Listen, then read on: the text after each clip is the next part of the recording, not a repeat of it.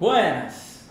Hoje eu estou aqui no escritório da advogada Carolina Jacinto, junto com a Camila Jacinto, que é coordenadora financeira aqui da G Jacinto Consultoria, e eu convidei as duas aqui para a gente bater um papo sobre alguns assuntos relacionados sobre empreendedorismo. Como vocês sabem, se você não acompanha o canal, tem uma playlist no canal que chama-se Como Montar uma Agência Digital. E na verdade a gente usa uma agência digital como exemplo, mas as dicas que a gente dá aqui servem para diversos tipos de empresas.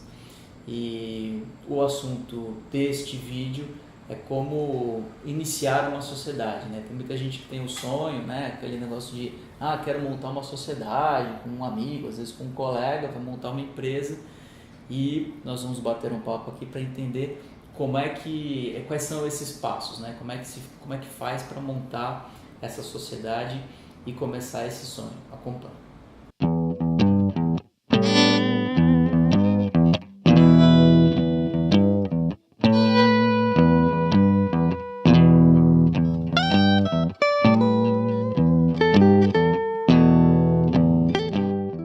Então, Carolina, assim, para a gente ser didático, como é que a gente inicia uma sociedade?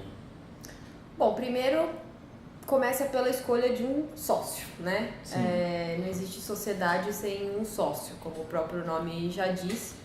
E uma coisa importante que a gente até estava conversando antes da gente começar o vídeo é justamente você fazer uma boa escolha de um sócio, ou sócios na verdade, né? Que não necessariamente precisa ser um só, mas no mínimo um sócio para você abrir uma empresa do tipo limitada. Essa é uma boa pergunta. Tem limite, assim, de quantidade de sócios? O mínimo é um sócio para você constituir uma empresa que a gente chama de limitada, né? E atualmente é uma alteração nova aí da lei que permitiu que você faça uma empresa com um sócio só, ou seja, só você, que é a chamada EIRELI, né? Tá. Que é o tipo societário chamado EIRELI, só que a única peculiaridade que a gente precisa prestar atenção com relação à EIRELI é a exigência do capital social mínimo dessa empresa, que gira em torno de 100 salários mínimos atuais, que está mais ou menos dá uns 80 e poucos mil reais hoje, né? Dependendo de quanto está o salário mínimo. Esse é um caso específico Esse é um de caso uma empresa que tem um sócio de uma e empresa um que só. tem um sócio, que é o tipo societário chamado EIRELI. Para os demais, que é a limitada,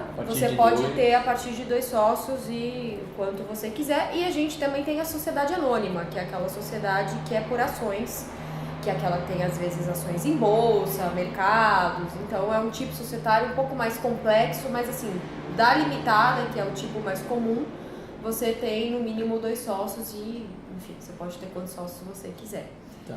Então, acho que um ponto importante, como você falou, é a escolha do sócio e, assim, e principalmente você escolher um sócio de acordo com a afinidade que você tenha com essa pessoa e principalmente para o negócio que vocês querem começar. Disponibilidade, a mesma disponibilidade de se entregar ao negócio.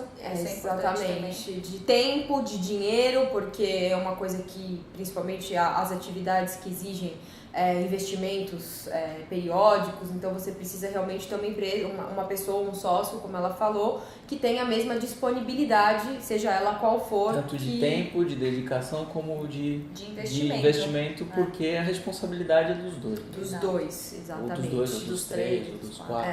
Exatamente. E uma coisa, inclusive, que num vídeo anterior eu estava conversando com o Gabriel Jacinto, ele falou, bacana também pensar em diferentes competências, né?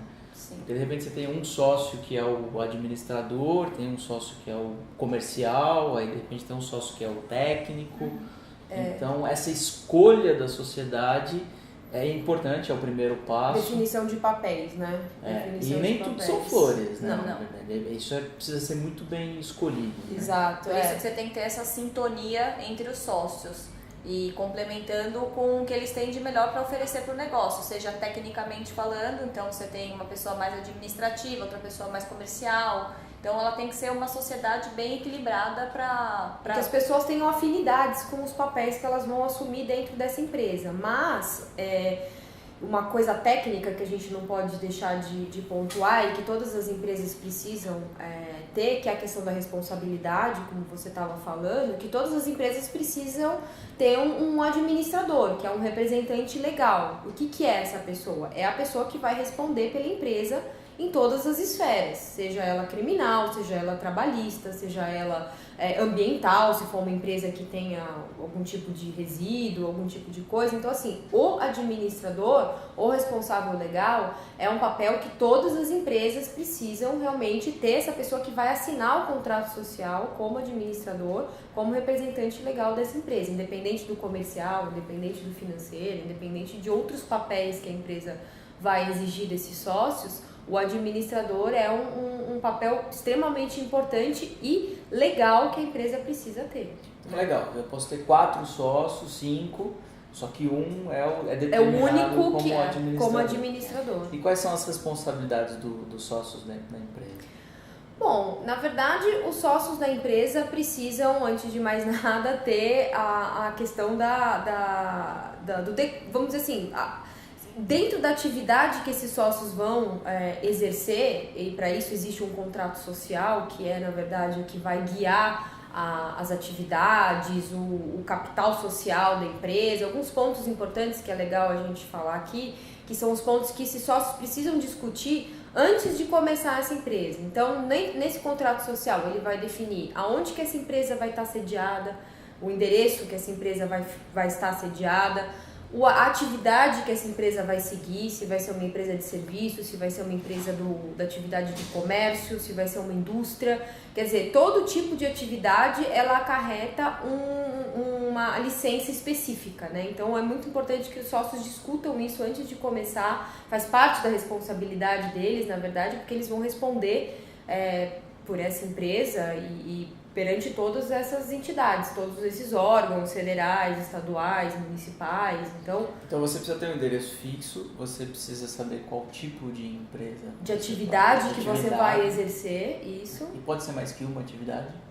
Dentro de uma afinidade de atividades, você pode exercer mais de uma atividade, mas é lógico que você precisa ter uma coerência entre essas atividades. Então, se você vai prestar um serviço, você pode prestar um serviço dentro de uma mesma afinidade. É lógico que você pode ter uma principal, um preponderante que esteja associado ao seu negócio principal. Você pode ser um prestador de serviço, por exemplo, e ter uma atividade comercial também. Você pode prestar serviço e vender produtos, sim, por exemplo. Então, assim, são atividades, logicamente, que podem parecer conflitantes, mas que têm uma certa afinidade. É só essa questão de você definir uma atividade que tenha uma mesma afinidade que a gente fala. Ainda mais com as empresas, né, modernas que nós temos hoje, né? Digital, principalmente, digital, né? Muito abrangente. Você consegue, inclusive, às vezes é até difícil determinar qual que é o tipo de serviço, porque você precisa escolher dentro de alguns serviços pré-estabelecidos. Exatamente. E muitas vezes essa lista não tem serviços novos, né? Uns modernos. Exatamente. Assim, e acaba sendo meio que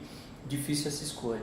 E que mais? A gente precisa definir, então, o endereço, o sócio, escolher bem os sócios, a atividade da empresa. A atividade da empresa, a questão do capital social também é uma coisa bastante importante para a gente falar. O que é o capital social? Na verdade, ela é o aporte, é a contribuição que esses sócios vão fazer na empresa.